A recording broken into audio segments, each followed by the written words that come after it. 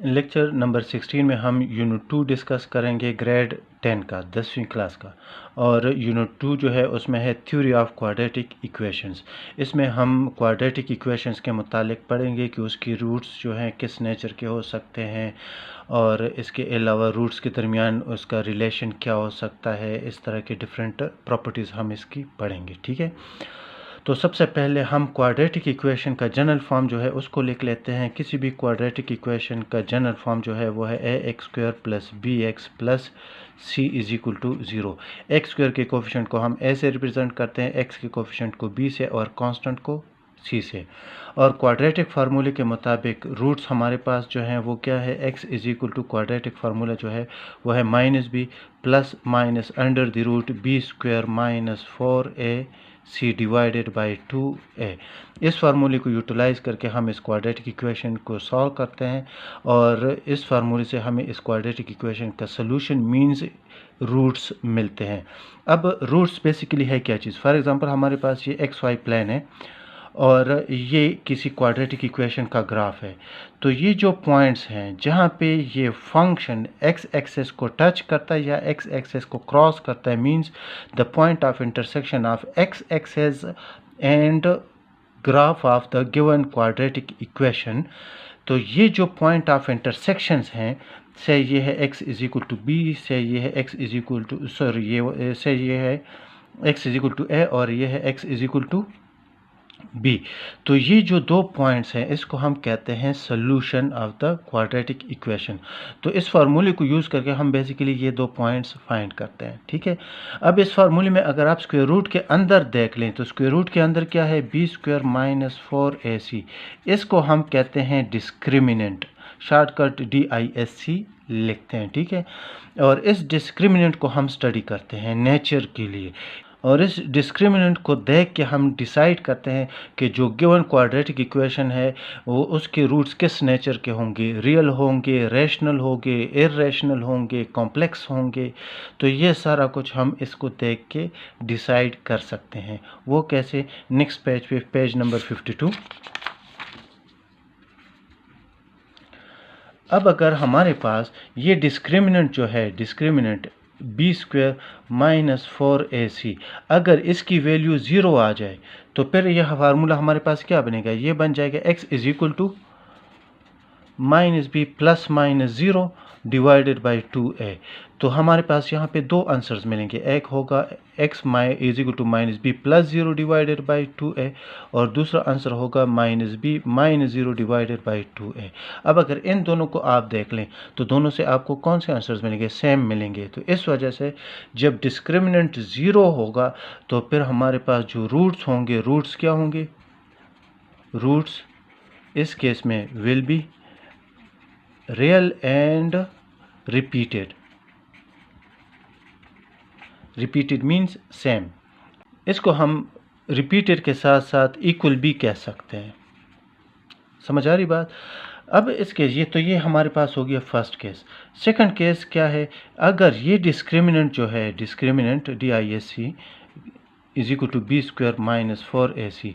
अब अगर ये डिस्क्रिमिनेंट हमारे पास लेस देन 0 है तो फिर क्या होगा, लेस देन 0 का मतलब ये कि ये अगर नेगेटिव है तो फिर क्या होगा।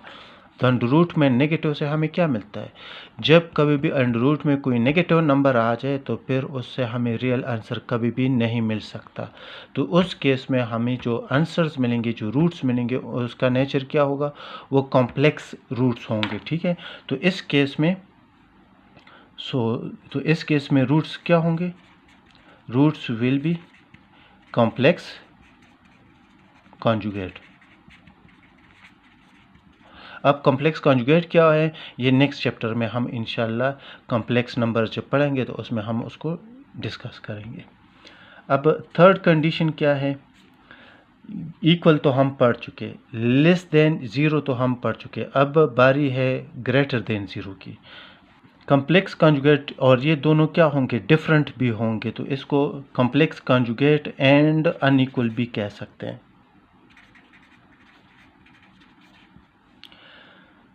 और थर्ड पार्ट में डिस्क्रिमिनेंट अगर क्या हो, b² माइनस 4ac, इसकी वैल्यू क्या हो, ग्रेटर देन 0 हो, तो फिर क्या होगा। अगर ग्रेटर देन 0 है, इक्वल 0 पर भी रियल है, ग्रेटर देन 0 पर भी रियल होंगे।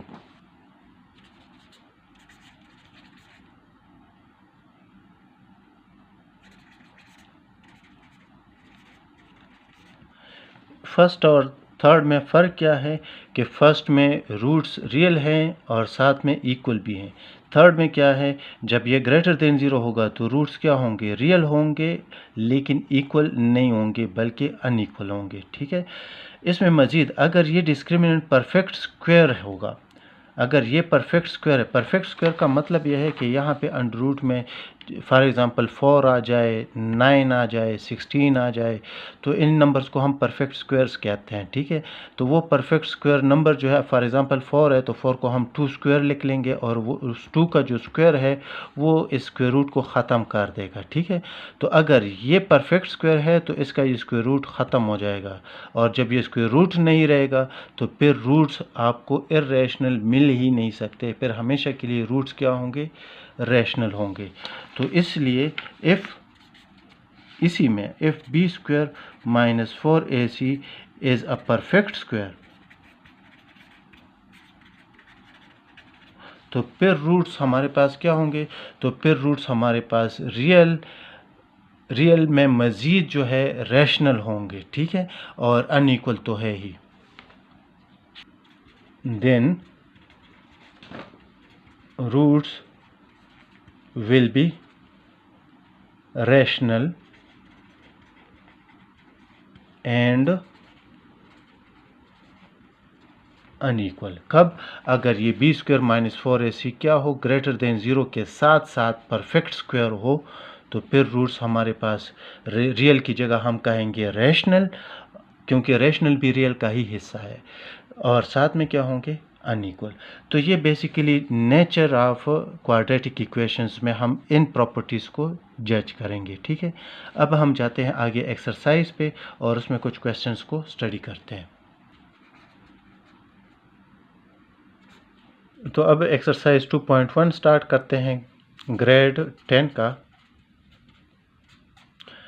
तो इसमें क्वेश्चन 1 जो है, इसमें आपको कहते हैं कि जस्ट डिस्क्रिमिनेंट फाइंड कर ले। आपको 3 पार्ट्स गिवन है, तीनों पार्ट्स में आपको क्वाड्रेटिक इक्वेशन गिवन है। ये फर्स्ट पार्ट है, क्वाड्रेटिक इक्वेशन है x square minus 4x plus 13 equal 0। तो एक्स स्क्वायर के कोफिशिएंट को हम ए से रिप्रेजेंट करते हैं, यहाँ पे एक्स स्क्वायर का कोफिशिएंट 1 है, और एक्स के कोफिशिएंट को b से, यहाँ पे एक्स का कोफिशिएंट -4 है, और कांस्टेंट को c से, यहाँ पे कांस्टेंट जो है वो है 13।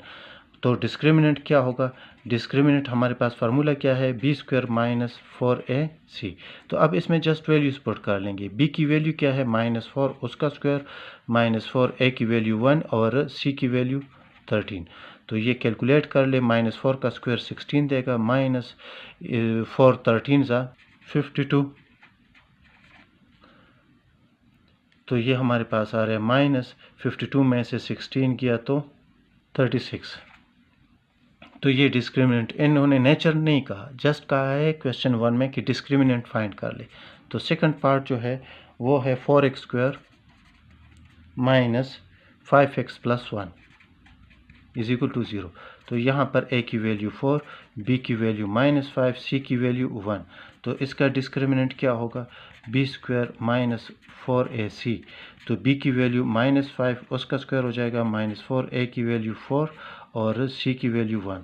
तो -5 का स्क्वायर क्या होगा, 25, -4 4 ज़ा 16, 25 माइनस 16 ये हमें दे रहे 9। Third part x square plus x plus 1 is equal to 0। तो इसका डिस्क्रिमिनेंट क्या होगा, बी स्क्वायर माइनस 4ac। अब b की जगह यहाँ पे 1 है, तो 1 का स्क्वायर -4, a की वैल्यू भी 1 और c की वैल्यू भी 1। तो 1 -4 से हमें मिल रहा है -3। तो ये थर्ड पार्ट का डिस्क्रिमिनेंट है।